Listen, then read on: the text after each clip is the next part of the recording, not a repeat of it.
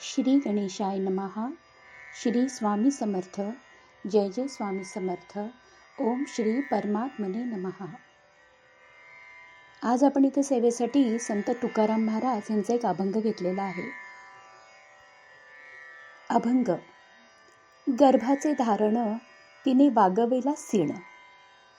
गर्भाचे धारण तिने वागविला सीण. व्याली कुऱ्हाडीचा दांडा वरन घालीच तोंडा.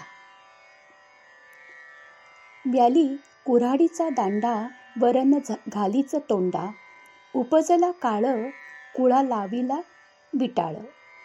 उपजला काळ कुळा लाविला विटाळ. तुका म्हणे जाय नरका अभक्ताची माय. सारांश.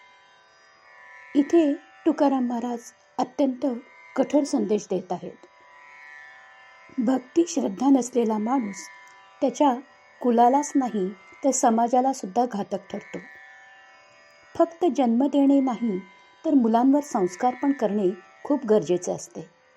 अभक्त म्हणजे फक्त देवपूजा न करणारा माणूस असं नसून वाईट आचरण दुष्ट प्रवृत्तीचा माणूस असा आहे.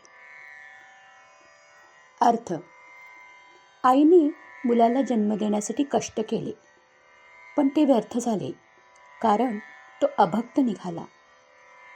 जसे कुऱ्हाडीचा दांडा झाडाचाच असतो पण तोच झाड कापतो, तसे असा मुलगा आपल्या घरालाच कलंक बनतो.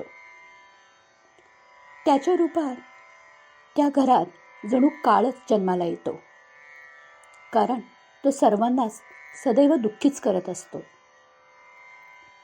तुकाराम महाराज म्हणतात, त्या अभक्ताची आई ही नरकाला जाते.